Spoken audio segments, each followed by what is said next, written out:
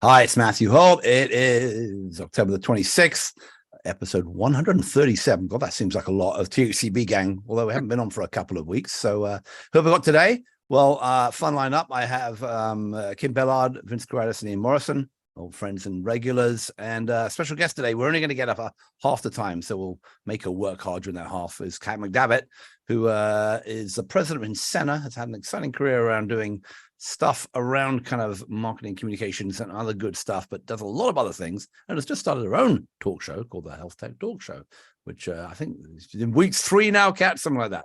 Anyway, so here we all are. Great to see all of you.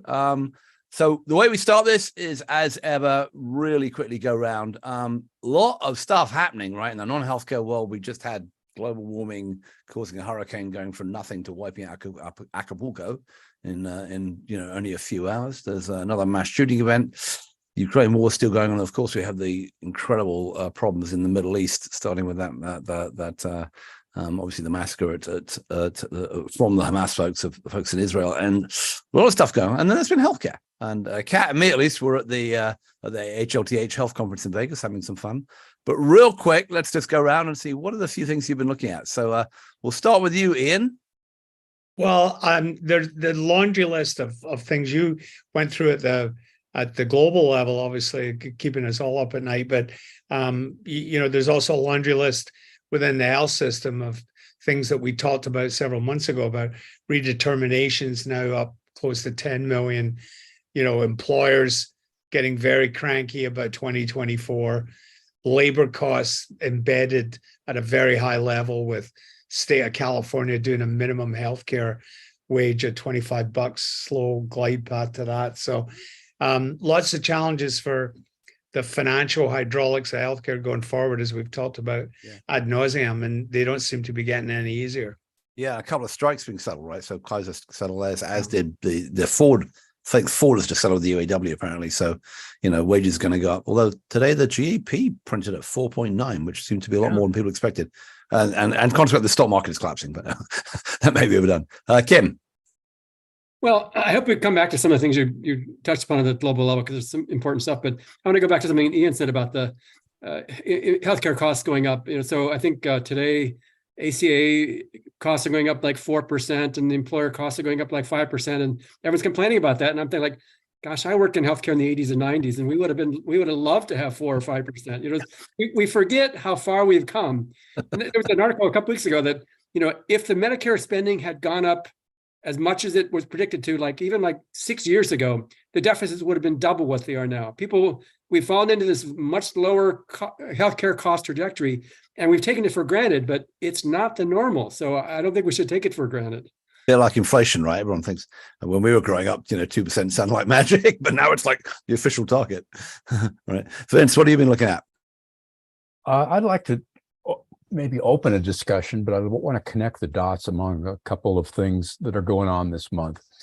One is the announcement by General Catalyst that they are going to buy themselves a health system. Right. That certainly got a lot of attention. And I'll quote you, Matthew, on Health Tech Nerds, saying that's the stupidest thing you ever heard of. I think their heart is in the right place. I think it's going to be very difficult, but I want to talk about or at least open a discussion about the platform angle. And where I want to connect the dots, there was a study done this month by Simpler, and they surveyed IT, CIO types and clinical types and in health systems. And they came back with a really interesting finding about point solutions. And the headline is, health systems are drowning in point solution software. 55% of the respondents said that their health system has between 50 and 500 different kinds of software applications. Now, that's the invitation and the need for platforms, for unifying platforms, because from a technological angle and from the standpoint of a business model, unifying platforms or what platforms do is really make connections. So I hope we can go into that a little bit more deeply. Maybe you and I could banter a little bit, Matthew, because I can see where you can say it's the stupidest thing, But again, I think their heart is in the right place, and it's certainly provocative.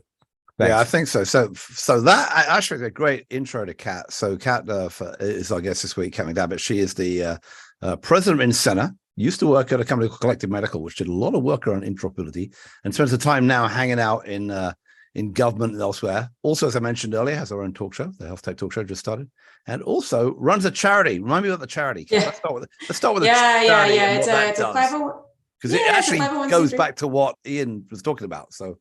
You'll have to tell me how my nonprofit. Well, he was talking about labor systems, costs but... and shortages. About women in healthcare, right? Yeah. So it's Zoria Foundation. We give out cash grants to women working on the front lines of healthcare, and it's for childcare, caregiving. They're flat grants. And the big reason we started it was after my exit from Collective Medical, and which was acquired by Point Click Care.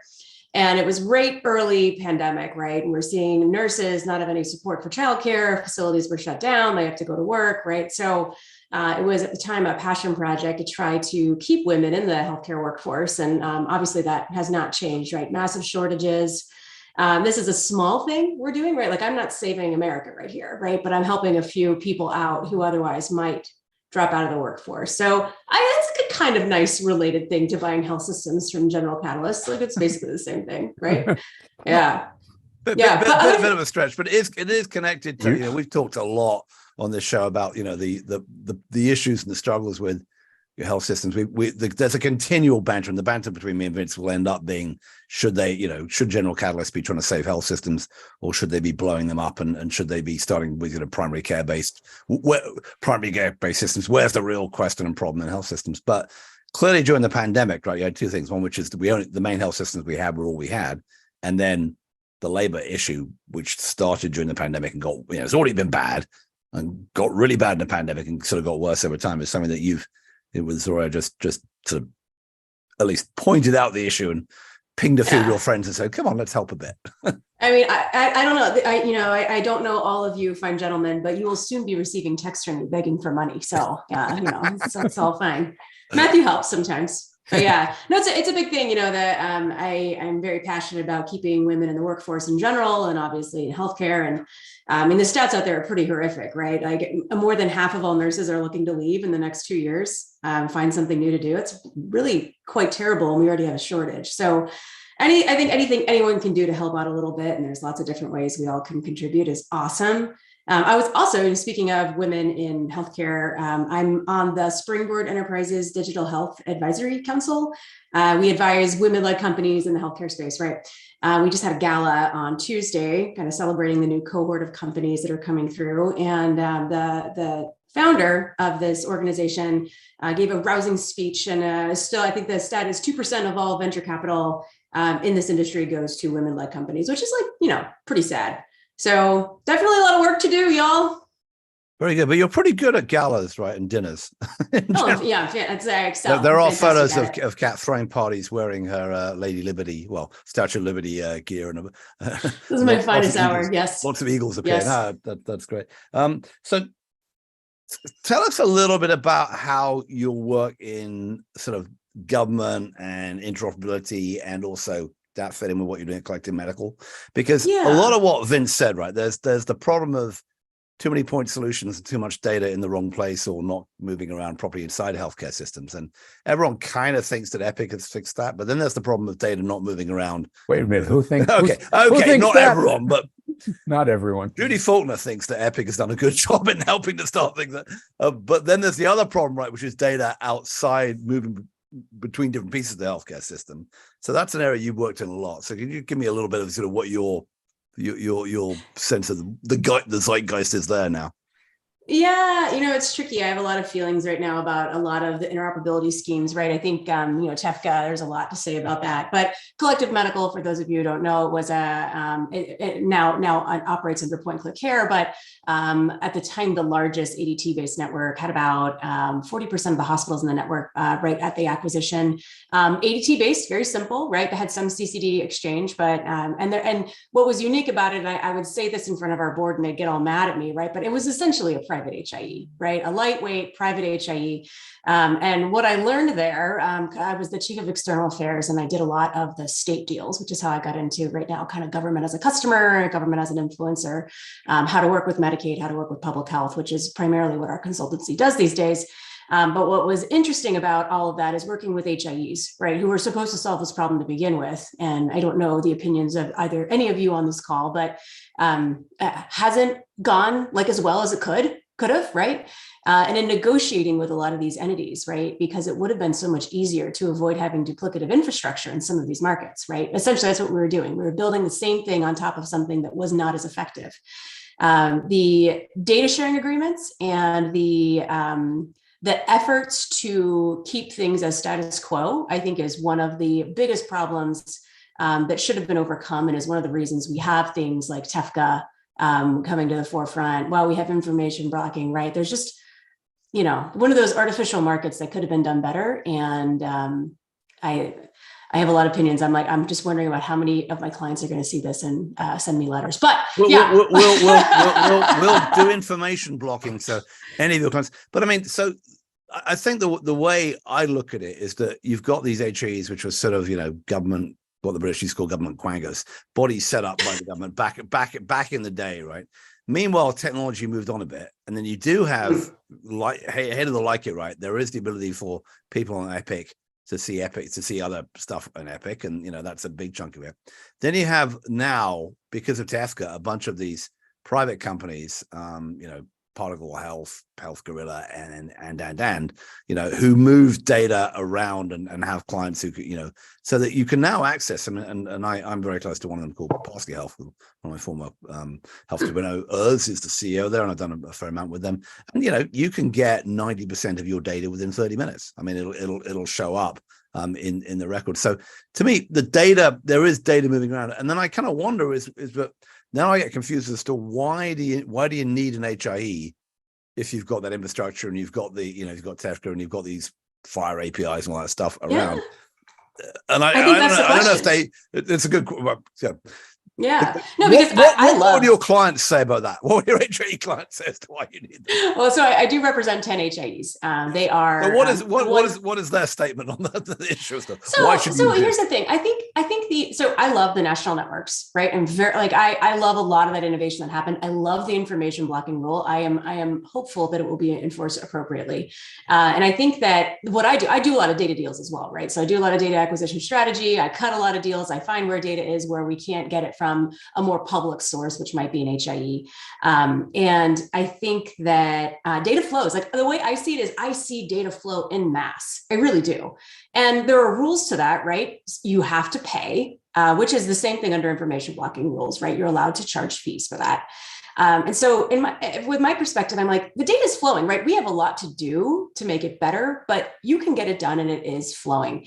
And I think because of a lot of that progress, there are many HIEs that are super behind and therefore do not provide value.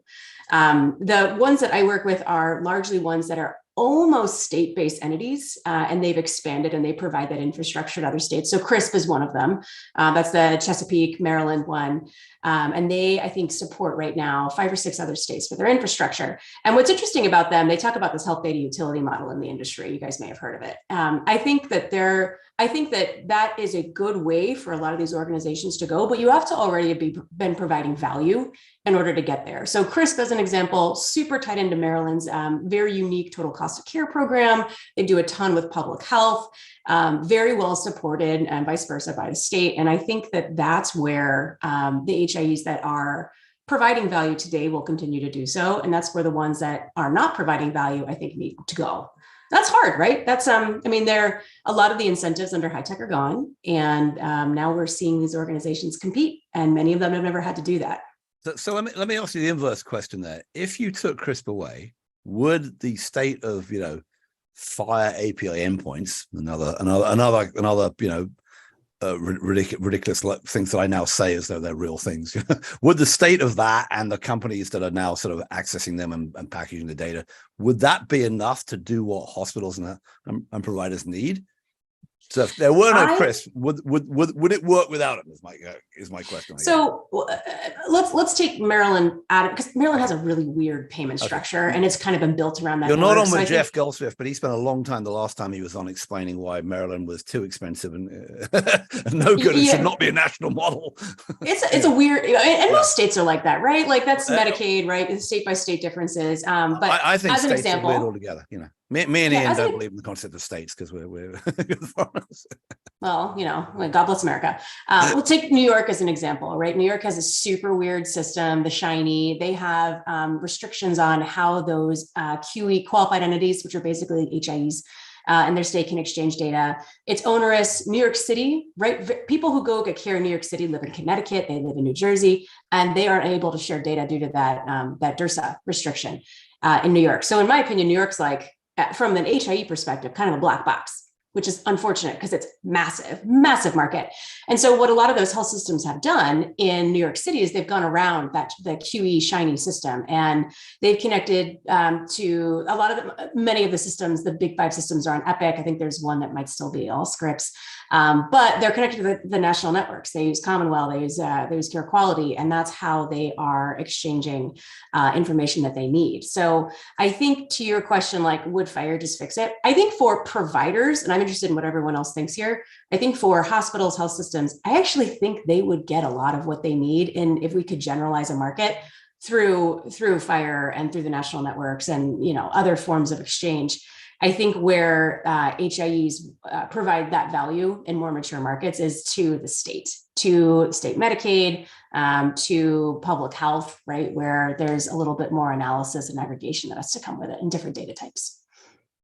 I don't know. What do y'all think? Well, what do you think? So, Kim, you must have an opinion about whether public health actually collects any data, and if it does collect any data, if it doesn't mean worthwhile with it, given the last 3 years we just lived through. Well, my question is actually, so what's the parallel in other industries? What's the thing like HIEs in any other data-rich industry? And if there's not a parallel, why is healthcare different? It's regional. Healthcare is regional. Well, I mean, A, it's regional, but B, also you don't stick. I mean, there's to some extent, it doesn't matter it doesn't matter. I don't know. Kat spends her life talking about Delta Airlines. It doesn't matter what Delta and American know about you, right? In fact, you don't really want Delta and American to know your entire travel pattern, but because you're unlike that, there wasn't something that was really important that happened to you on American that Delta needs to know about. But if you on the other hand, if you were in one place and you had one surgery, you had one drug on you, and you go up to another hospital, it would be good for them to know. I mean, that's the main difference, right? As well, I can list that people go between different systems. But look, banking has quite a bit of data about a lot of people, and they seem to share it pretty well without intermediaries.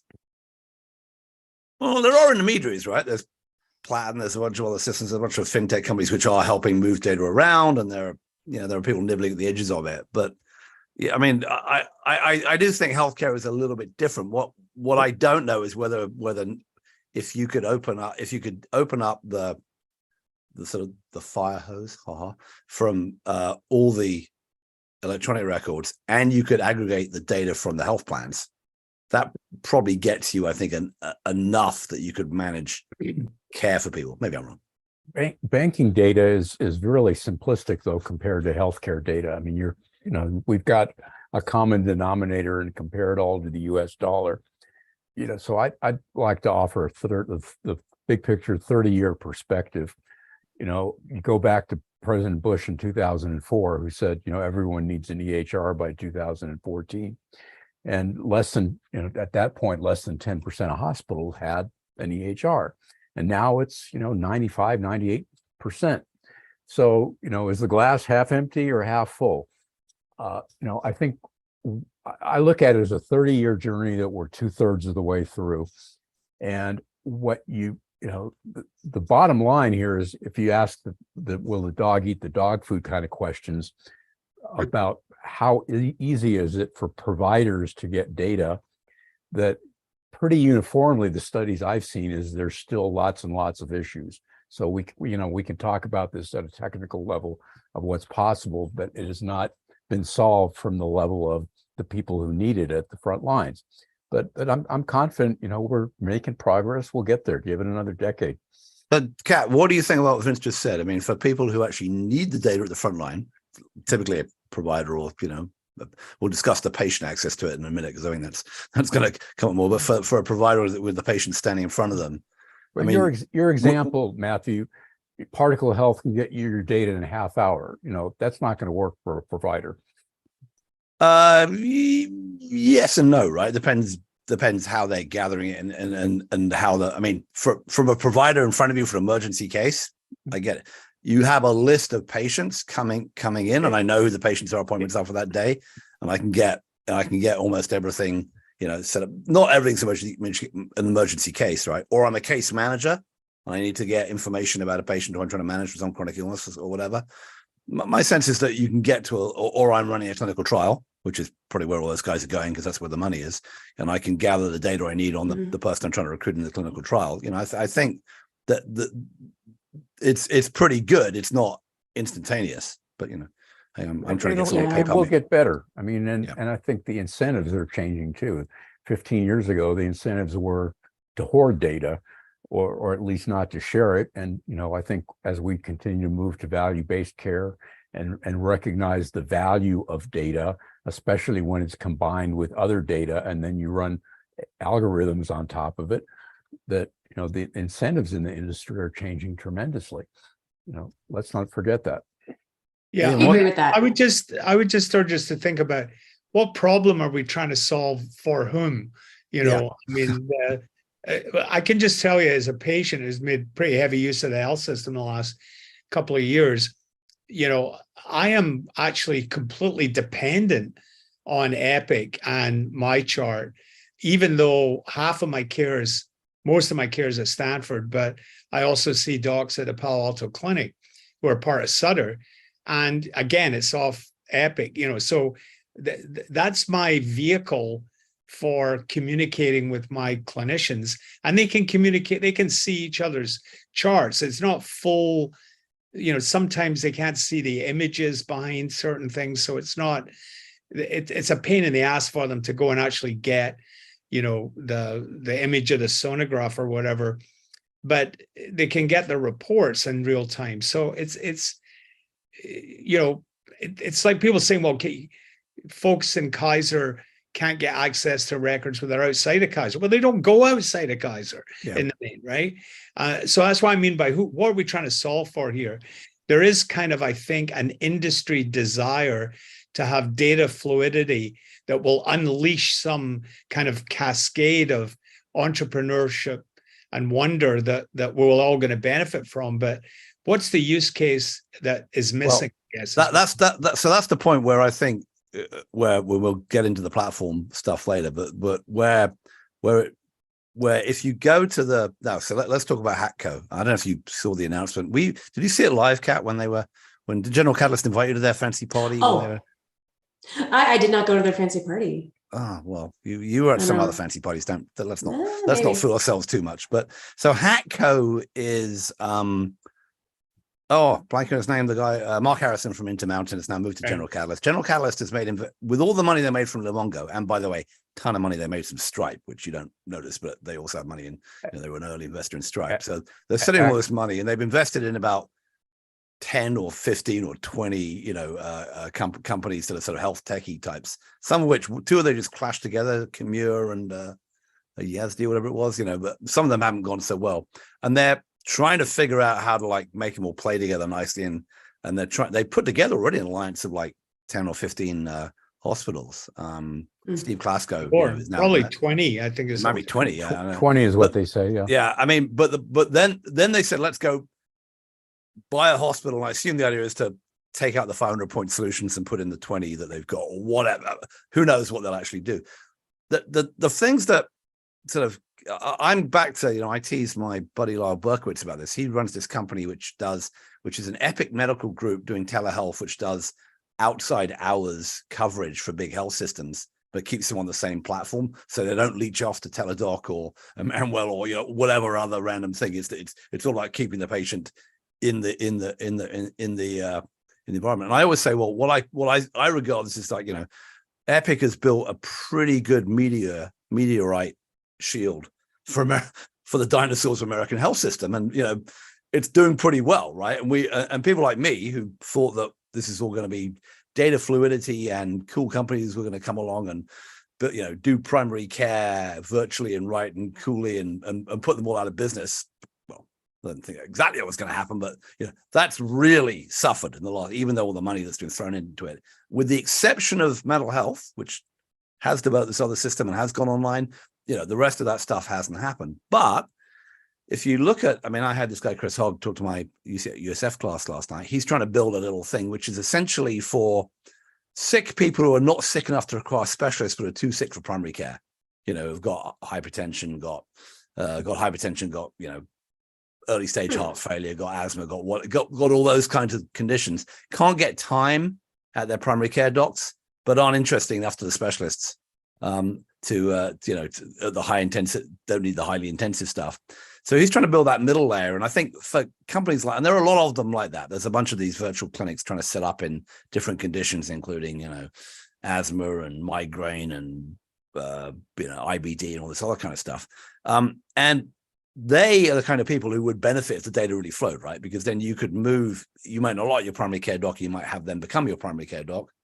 Or you could then move easily from those people to specialists who they need, rather than specialists who don't want you. So I think that's the flow part. That's the kind of company that could be unleashed if there was this data around.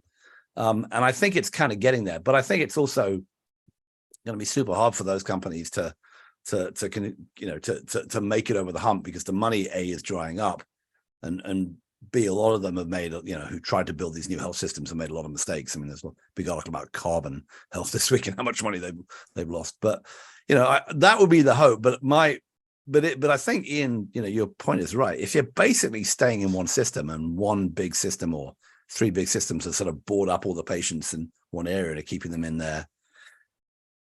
their their sort of purview in circle, maybe Epic's good enough. I don't know. Kat, tell me why I'm wrong. I don't know. I don't know if you're wrong. Here's the thing. I think if they want to spend money on that, God bless America, we are free and they can do whatever they want. Good for them. Maybe it'll work. That's great. Fantastic. But I also think when we talk about from a data perspective, right? Can you control a small region and make your network super narrow? And can you control the patient population? They're probably going to have fine outcomes, right? I don't know if it's going to be scalable or at all. And it's one of those things that when people say interoperability is not being on one EHR, right? It's everything being able to work together. And so I think that's maybe what they're going to run into. I'm sure they'll have a great lab to look at innovative stuff and see if it works. Awesome. Do I think they need to buy one to do that? I don't know, whatever. There's probably smarter than me, but I kind of don't really get the point, right? Because I don't think you can buy one health system, make it hyper controlled, and show how that's going to scale across the country. Because Kim, to your point earlier, you asked, is there an analog for this ridiculous patchwork HIE system? I don't know what it is, right? And I do it every day. Part of that's because state by state, local, like Vince was saying, right? I don't know. Too often healthcare says, well, healthcare is different. And I think that's one reason healthcare is the way healthcare is, because we accept things. We have so many intermediaries in healthcare because instead of solving pain points, we insert things in the system that make the pain points less painful instead of solving for the problem. So HIAs were developed for a good reason. They're doing good work. And what they should be trying to do is put themselves out of business by getting the data to work better. And it kills me when people talk about, well, most people stay in their system anyway. And I think that's a huge problem for healthcare. People in Kaiser, for 80% of people, 8% of the care, it probably doesn't really matter. The doctor's probably not going to hurt you too badly, but probably not help you as much as they could. But for 10 or 15% of people, it probably matters hugely where they go. And they're not going there. People, I wrote about this a couple years ago. In my town, there are 5 hospital systems, and they're all okay, but none of them is national class in anything. And if I had a very complex problem, I would want to go to Cleveland Clinic or someplace else. And that's where the records become a problem, because the people with the most complex care have the most complex records and the least ability to transfer that. Well, I got Jet, but I want to say something about patients and being regional. So at Collective Medical, we worked with a lot of underserved patients, a lot of Medicaid funded programs, and we had maps showing how much these people traveled, right? They went all over. They had to move. Many of them had jobs that required that they move around, right? Seasonal work. And so I think we are missing a massive segment of the population when we say patients don't travel, they stay at their system. It's just fundamentally not true. The highest cost patients are moving around a lot.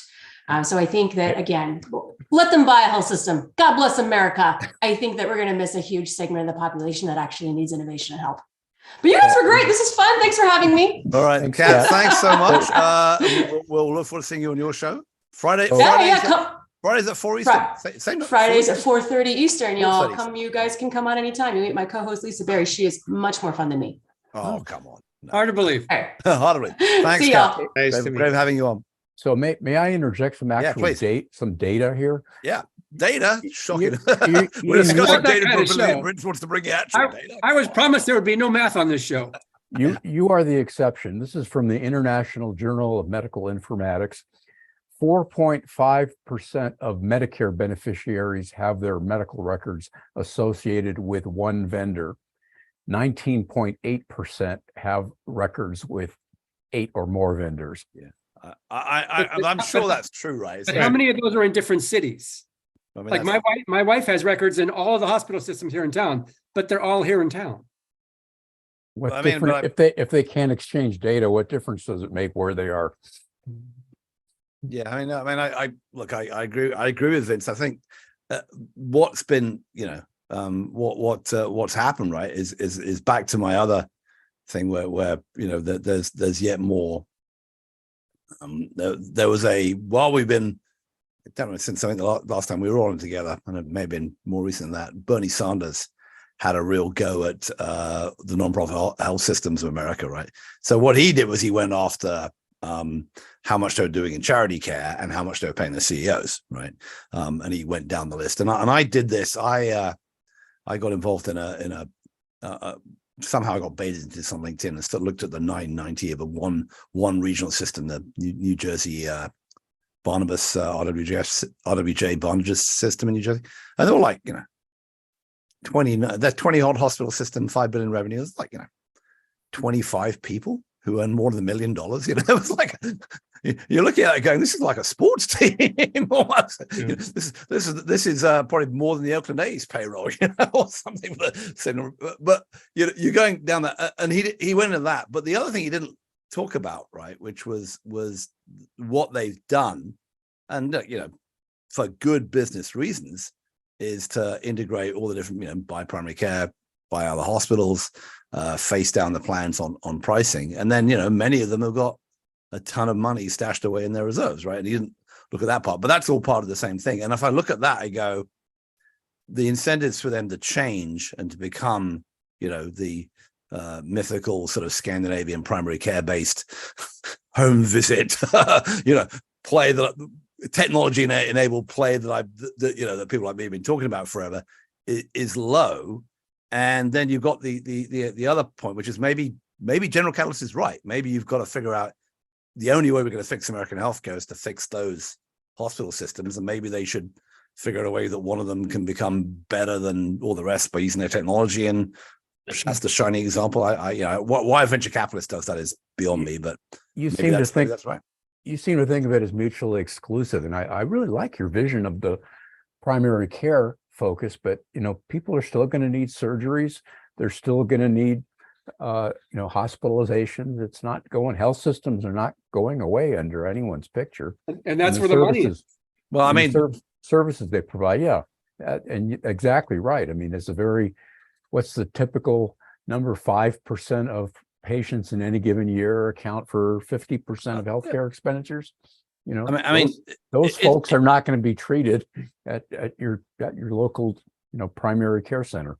Well, I mean, but the issue is, and if you look at, Bob Koch has been writing about this for years and publishing this. If you look at they're typically the hospital systems are losing money on all their primary care patients because they're buying the referrals and making money on the other stuff, right? That's been going on for a long time. It's continued to go on.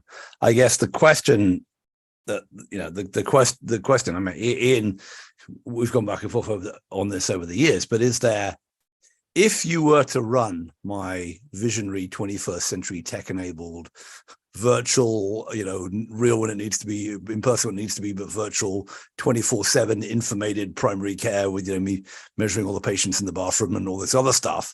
If you were to run that and you had the right care protocols and the correct number of, top of license, but lower cost visits from, health coaches and what have you, for people who had chronic illness and diabetes and, the people who are not yet in the hospital are going to get there. Would you actually prevent enough of that stuff from happening, as has been suggested, that you wouldn't need the amount we have of the high intensity, high cost stuff in the hospital? That's probably that's the $64,000 question. And I've got to be discreet here, but I mean, Daryl Toll sent me a copy of their kind of playbook, that their transformation agenda, if you like, without getting into too much detail. I mean, it was just in sort of outline form, but it is the all singing, all dancing version of what you just described, Matthew, right? And my one-liner response was, yeah, great, love it, but does the math work with the current funding streams and money attached to it, particularly when you deal with the populations that Kat was talking about Medicaid? Because I'm in the Martin Luther King board. There's a reason City Block isn't in LA, because there isn't enough money attached to Medi-Cal recipients to make it worse. Will make it work, And actually, by the way, we don't know if there's enough money attached to New York Medicaid recipients to make it work, right? Because they've had so much capital come in, they're still losing so much money. They want a general catalyst. And I had, when the great Jeff Goldsmith visited, we had a discussion about the HATCO experiment, and why would you buy a system? I mean, I think, look, Mark Harrison's a serious guy, right? And I've met him a couple of times and worked with him. He knows what he's doing. He did it in Abu Dhabi, he did it at Cleveland Clinic, he did it in Minter Mountain. So I've no doubt. I mean, Jeff made the same point, that there's no doubt that he could probably do a turnaround on a $2 billion system, especially if they're throwing money at it, and show something. The question is, do you have to go to all that trouble as a proof point? I'm not sure. But I'm sure it would be exciting, and if they've got billions to spend off the Livongo thing, what the hell not? And then the question is, where would you go? And you fix one health system, you fix one health system. Yeah. Every market. Jeff did a great piece years ago about terroir. I've been to almost every metro market, when I used to travel. And they're all different. They all have a different story. The themes are the same. The PowerPoint's the same. But the question is, I think, is really answer the question you posed, Matthew, which is, if you were doing the all singing, all dancing, tech-enabled, perfect front end, do you actually obviate the sick people part that costs all the money? And I think the short answer to that is no. Yeah, I mean, and in which case, but it's no under current income requirements of participants in the game. I think you really got to look outside the U.S. and you're probably familiar with the statistics, Ian. We spend double what the average of other developed countries on healthcare, and those countries are much more focused. They spend 15% on primary care. We spend 5% on primary care. They've got universal coverage. We've got, lots of folks uninsured. I mean, there's lots of examples outside of the U.S. how to build a better system. Yeah. Right. Can I put in the version is, as the great Mike Chernow said, is if you want to make the thing cost less, pay people less. I mean, that the core of the difference is they pay people way less. So I mean, same job. And so two things from gang members who are not here. One is Jeff wrote a great piece, which is long, but basically saying of all the crap from the rest of society that gets thrown into the healthcare system, Right. going through gun violence and, poverty and on and on and on. Right. And that gets wrapped into the health system. And that sort of shows up in the numbers in a way that doesn't in other countries. And the other one was Rosemary gave a great lecture just yesterday. She did a lecture at, was it Boston University? I forget where it was. I was online, so I saw it. Sorry, it was Tuesday. Basically talking Rosemary Day, talking about her, how do you move people? How do you move incrementally to universal coverage, right? And it's the same issue, which is that there are still, even after the ACA, there's still 5-6% of the people who are just left out of the system, left out of insurance. And that, she was questioned at the end by somebody who said, why are you talking about, health, a ticket to health rather than ticket to health care rather than ticket to health? And she said, I understand the difference between health and sort of access to health care, but if you don't get access to health care, you can't fix a lot of that stuff. And we still, I think, are doing, even with the ACA, and we have a lot of issues. So the first issue is, there are, 6, 7, 8%, 20 million people who don't have access to care and are still uninsured. And I don't know why Mary Lou Redden didn't have insurance. What was going on? Well. Who knew?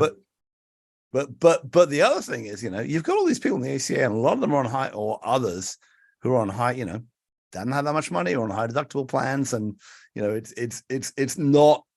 We're not dealing with what Bob Evans used to say, which is the first dollar coverage. You've got to manage the first dollar coverage of people, so it doesn't cost them money to do the basic preventative stuff. That's assuming you could get the behavior change required to get people to do the behavior, the stuff. And look at myself eating ice cream and not jogging, and that's all to me. Both those things, all that remains a massive problem that we haven't even thought about before we can say, could we fix it with better primary care distributed in a way that was funded and et cetera, et cetera? I don't know. Yeah, well, no, but to get back to Vince's key point is, could we do better? I completely agree with that challenge. And a good, maybe a good starting point would be that I don't know if we had the Ribbitzers on, the brothers. Yeah, it was a while ago. It was in the summer. Ribbitzer twins. So Ribbitzer just tweeted yesterday a piece that was done by some foundation exec, joining together the Ribbitzer book and the Einav and Amy Finkelstein book, which I haven't read yet, but sort of universal basic Ribbitzer insurance came over and we had a conversation about Finkel, she's this stellar health economist, young superstar, and wrote kind of a counterintuitive for economists book about saying, forget user fees, we should do first dollar coverage. Basically, I think where you were headed, Vince, that other cultures are, have the emphasis on primary care and open access to it, and they maybe ration at the other end, the extreme interventions. My mother in Canada was not offered a Whipple procedure when she got pancreatic cancer because they said there's no probability that it's going to extend her life. So anyway, the point being that there are things you can do in terms of the sequencing, and both those books had sort of clues about why we don't innovate for better, faster, cheaper, and the structural problems in the health delivery side on the supply side, and Amy's book on the demand side about how to fix the one, I think, completely unattended issue that she points to in the book apparently is the whole issue of churn. Uninsured is a point in time, right? But if you look at, I remember having this conversation with Peter Lee when he was running Covered California.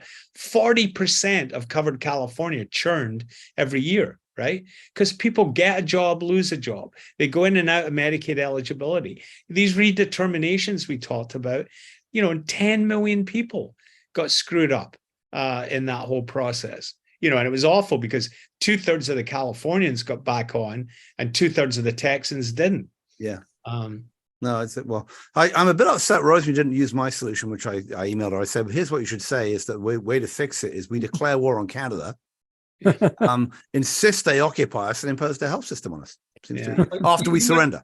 You must not be reading many stories about the Canadian health system, because it appears to be cratering, just as NHS. Totally. All my family are up there. They're 25% of people in BC don't have a primary care dog.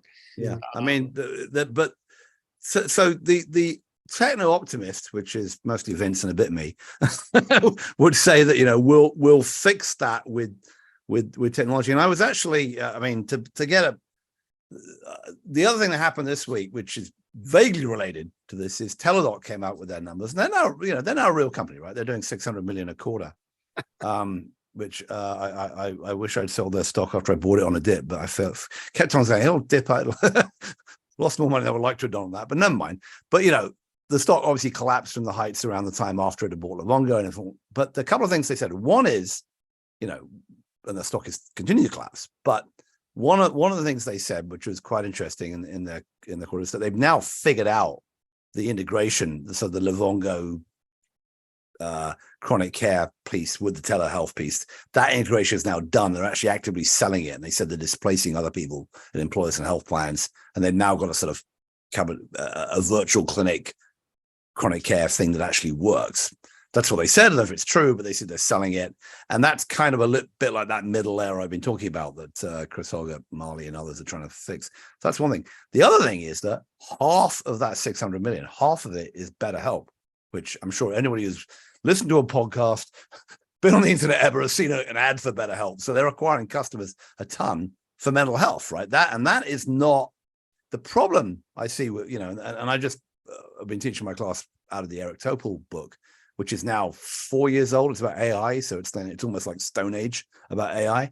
He was talking, and we just did a chapter about mental health. And he was talking about all these great things that I saw and had a Health 2.0 back in 2012, 13, 14, which was, avatars acting as therapists and automated bots doing CBT and all this sort of stuff. And that's not what's happening. What's happening is that the growth in mental health has been essentially people like BetterHelp under Teladoc and Lyra and Headspace, Ginger, and all these other guys putting together, saying there's a real problem. There is a real problem in mental health, and we're going to figure out a way that we can pay the therapists as little as possible, but sell it to employers, make our money on between by turning, face-to-face telehealth into, face-to-face mental therapy, mental health therapy into online mental therapy. But there's very little so far. I see a lot of people experimenting with this, but in terms of the mainstream of telehealth, where that 300 million is, almost all of that is sort of, it's like this, it's a Zoom call face-to-face, which isn't really creating much productivity. But we should, in mental health and in a bunch of other areas, be able to do a lot more using technology. You should have, by now, I'm seeing, I know you saw Ellie, who was some USC built this really cool bot who did therapy, did both diagnosis and did CBT as a back and forth avatar. It was really cool, worked really well. This is 2013. Everyone should have one of those now. And yet we don't. But that to me has got to be the way out, because the demand, the problem you mentioned, primary care docs, Ian, is that there ain't enough of them. We can't make them quickly enough. When we do make them, they're too damn expensive. Well, there comes a point where there's a limit to what they can do, right? For the sick people. And that's why I think, when it comes back to the employers, they're figuring out that even though, advanced primary care is a great platform starting point, you got to get the specialists corralled and sorted out and curated. Otherwise, the numbers don't work, right? I think all of us on the call know that, I think most people would be shocked to find out that compared to other countries with much lower healthcare spending, we don't have more doctors per capita. We don't have more hospital beds per capita. We don't use more drugs per capita. We don't get more tests per capita. We just charge a lot. But as many doctors on Twitter are fond of saying, what doctors get paid is only like 20% of healthcare spending. So that we may pay doctors more than other places, but that's not where most of the money is. So that's really the hard part. Like, you talk about all the vice presidents of the hospital making $1 million or more. You look at any health insurance company, and there's more vice presidents than you can shake a stick at. There's all sorts of this, stuff in there that really, if you were really concerned about lowering costs, you wouldn't have all these layers. You wouldn't have all these people making all this money. That's really where it adds up. It's, the doctors thing is a real issue, but it's not the issue. Yeah, no, yeah. I'd say, a couple of things. One is that the only rational, without, complete, and maybe maybe via General Catalyst and, my imagination and God knows what else, we come up with some new system, but I don't see that happening. I actually said that, I've gone a bit of a detour here. So I did this awards show. I'm involved with this thing called the Digital Health Hub, which has an award show at Health, right? And I created the Hall of Fame. And the Hall of Fame is all the people who've done digital health stuff, right? So it was Glenn Tillman and, this year Jonathan Bush and, Ruchika Fandanopoulos from Iora and all that sort of stuff. So that, and Wazicki from 23andMe. So all these, Steve Klasko, now at General Catalyst, but formerly at Jefferson, was on this. And he got a guy, he said, no, we need to add a category to this, which is people in the mainstream healthcare system who actually give a shit about digital health. And there's a guy, I'm blanking on his name, from, he had been at Jefferson's now at some South Carolina thing, Mark Pearson. I'm blanking on his name, which is terrible. I'll figure out his name is. I'll go look it up when the next person speaks, who he added in. And I went, oh, yeah, you're kind of right, because while the optimists have been saying for years, we've got to put all these big health systems out of business, the only way, given the current structure of the system, that any of this new technology, if it's going to improve the patient experience and fingers crossed lower costs is going to happen, is if it gets, Ian, you said this when he came to Health 2.0, and I very nice didn't throw you off the stage, but the only way, it's only going to happen if it happens with the current system we've got, right? It's not, these other experiments around the side are probably not going to, there is no Amazon coming to replace Sears or, Sears and Barnes and Noble and 6 other, whatever the 7 other things that it replaced that's not happening in healthcare. And maybe that's what General Catalyst is saying. Okay, well, we've got to figure out if we can fix one health system, maybe if we can fix the one Sears, maybe the other, 80 Sears will work better. But so, I think that's kind of right. I mean, and that's basically what I said. Yeah, I mean, I'm very generally supportive of General Catalyst in the sense that if we could see the application of the tools and all the things that we collectively want to have happen, including interoperability. I mean, obviously, all of those things would be good as platforms for a transformed system, but it's going to have to be applied to the Stanfords and the UCSFs and the Northwells of the world to, make real. I mean, it seems to me, and that's why the fact that they're partnering with 20 systems, I know the last time I met Harrison was at a board retreat for Hackensack, and they're kind of all in on that disrupt ourselves type approach. But I would love to see the General Catalyst guys' eyes when they understand how many different health plan contracts the health system has and how widely the payment systems are. I mean, people are like, the heads are going to explode. Well, Harrison knows this, and Klasko knows this. I mean, whether it gets down to the how much do people writing the checks is another, because those guys are, they have a bunch. They have Ken Frazier on their board as well. That from they have a bunch of smart, wise old men around, and who've done well. And they obviously have done very well, and so and they're ambitious as all hell. So good luck. We to them. seem Vince, to do you want to close us on this platform thing? I'd love to go back to the global bit in a bit, but close us on this. Well, so I think we seem to agree that the general direction of the integration that General Catalyst is trying to accomplish is a good thing. I think I'm not sure you quite said it this bluntly, Ian, but I think you did. I think the biggest question is, do you really need to own it to accomplish that? And, there's a tension between them saying, we've got great partnerships with 20 health systems, but implicit in that is, but it's not good enough. We actually got to own one. I mean, there's a little bit of an irony in that. Yeah. Anyway, I wish them well. I think their intentions are good. And clearly back to the platform issue, there's a need for more integration and, reducing 50 platforms. One last comment here is, I think what to watch is, my guess is they're not going to look at the EHR as the platform, that they may look at Commure or some iteration of that. There's a number of companies trying to build unified digital health platforms that essentially would sit on top of and disintermediate EHRs. And I think that's the kind of software that they're going to look at as an integration layer, not the EHR. Yeah, I've always thought Cumulus got the problem, which is that I think essentially, it's going to replace Epic's ambitions, what used to be called App Orchard and is now called Pals and Partners or whatever. And that may be a clash in the middle of that. Also worth noting that they made a big announcement about Hatco and what they're going to do and buy. They also about 3 years ago put out a SPAC that was going to buy a digital health company, which in the end they gave the money back. That was the only SPAC worth buying because it gave you your money back rather than collapsing it, like most of the ones I did.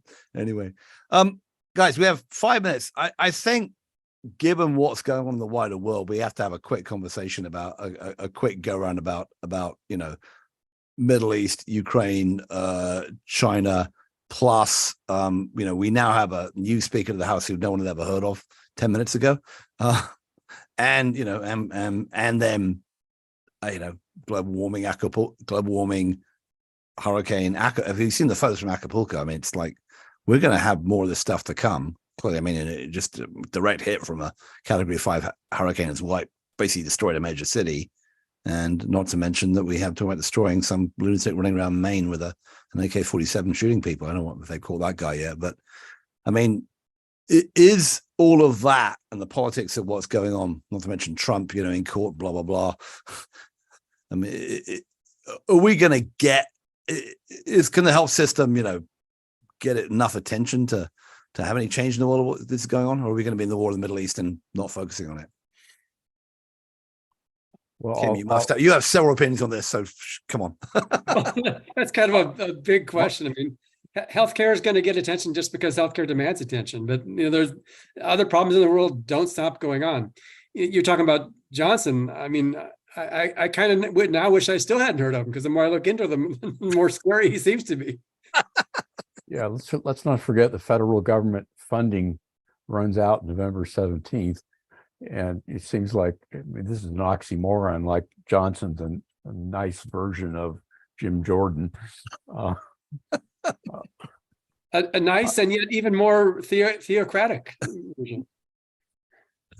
Yeah, I mean, I have these 2 wee grandsons who are 2 years old, each of them, and I just worry about the world we're building for them with the combination of these things. I mean, all of which were essentially preventable if cooler and saner heads had prevailed, whether it be, Ukraine, Middle East, Donald Trump saying I lost. I mean, it's just terrifying to me that the egos of a few people, have dominated events. And the climate change issue is the one that, I mean, I have a couple of friends I haven't seen in a while, but both of them were sort of senior people at the U.S. Geological Survey. My wife used to be in a book club with one of them, and she basically said to me 10 years ago, it's too late. It was too late then. Now it's really too late when, we're seeing the kind of events we're seeing. Well, I mean, humans are greedy and selfish and don't do long term. So if you look at the Middle East, right? I mean, there had to be a solution somewhere between 1917 and now. There had to have been a solution that, moderates could have come up with, but both sides have gone massively to the extreme, right? The settlers and what's holding Netanyahu's government together, and then obviously Hamas and what's left of the Palestinians have gone to the extreme. Exxon Mobil, they knew, right? They knew in the 70s and 80s what they were doing, and they could have come up and said, we should do something about this. Maggie Thatcher gave a long speech about it at the UN in the 80s about how global warming was this real thing and we should do something about it. She didn't, but she gave a speech about it, and even that's when we were all much, much younger, right? And our kids and our grandkids certainly weren't around, and they're gonna have to deal with it. And I don't know if there's there are optimists who think that we can extract carbon from the air and we can change agriculture, and we're clearly moving to renewable energy very quickly and hopefully putting ExxonMobil out of business eventually. But some good news, bad news. I wrote about this a couple of months ago. The good news is that you don't really have to worry about global warming. The bad news is that's because the microplastics are going to kill us long before that. Oh, good. They're everywhere, literally everywhere in the world. I feel much better now, Kim. Well, it's all good. That's well, we're near at the end of the hour, and Kim has made us really optimistic that we're all going to last. So let's do a quick go around and see what are we looking at, what are we thinking at for the next, what's come to our attention, what do you think is going to happen in the next little bit? Why don't I start with you, Vince? I'll just reiterate what I said earlier. The federal money runs out November 17th. Are we going to continue funding the government is really something I'm watching to see right now. And I have my doubts. Ian. Yeah, I completely agree with that. That's the most immediate threat, especially with this new speaker. And given the characterizations of his positions and where the Republican Party is on all of this, I just do not see that ending well. And what the consequences for the country and for healthcare in particular will be pretty dire if we don't get it right. Yeah, I'm watching the clown show in Congress as well. I mean, it was actually the last 3 weeks were kind of amusing just because they were so inept. Now they seem to be less inept, but they could cause more damage. I'm really troubled by what the Hamas did in Israel is horrific and unforgivable. But I don't understand why so many Republicans forget that Russia did many more worse things to more people in Ukraine, and there's much more severe consequences of them getting away with it. Yeah. Yet for some reason, Israel is an automatic, must do, and Ukraine, who cares? I don't understand. Again, I hope sort of saying our heads prevail because but again, it does depend on the election show we have coming up, and God, just by what Trump is up to at the moment, and what the Republicans in the House are doing. God knows what that's going to look like, but it's not. I'm not sure I'm going to enjoy it as much this time as I enjoyed it. The last 2 times ago. Now I know what the consequences of it can be. Oh my word. The one other thing I'm looking at, which I'll see, is that back to our friend COVID, right? So Pfizer is now no longer selling Paxlovid via the government, as it's now doubled the price to over $2,500 a dose, and I'm seeing that both Pfizer and Moderna. For their private, have massively increased the cost of their vaccines.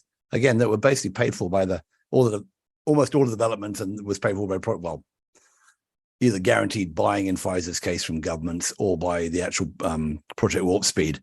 Paid for this, and yet going back to the whole pricing issue, we seem to have zero control over any rationality, and there's no interest from these private sector actors to tamper it down. That's probably going to result in a lot of people not getting the vaccine, and who might otherwise have got it, and not people getting Paxlovid. And apparently there's a Japanese version of Paxlovid or equivalent drug to Paxlovid, which is more effective, which is being slow walked by the FDA, or I don't know if it's true or not, but has yet to be approved, which and there's a lot of questions about whose hand is on the tiller there. But healthcare actors are healthcare actors, and it's the more you look at them, there's a lot of guilty parties and a lot of people doing stuff for the long range and the public good. So speaking of the FDA, if you haven't seen John Oliver's piece on food safety or McKinsey, you should look at them, because he directly goes after the FDA on both of them, and they look terrible. All right.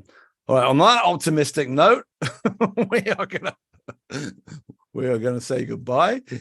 You have been listening. If you listen to the first half, you heard Kat McDavitt from Incena and her health tech talk show, which now happens at 1:30 Pacific, 4:30 Eastern. You'll have to track it down on LinkedIn. That's where it actually shows up.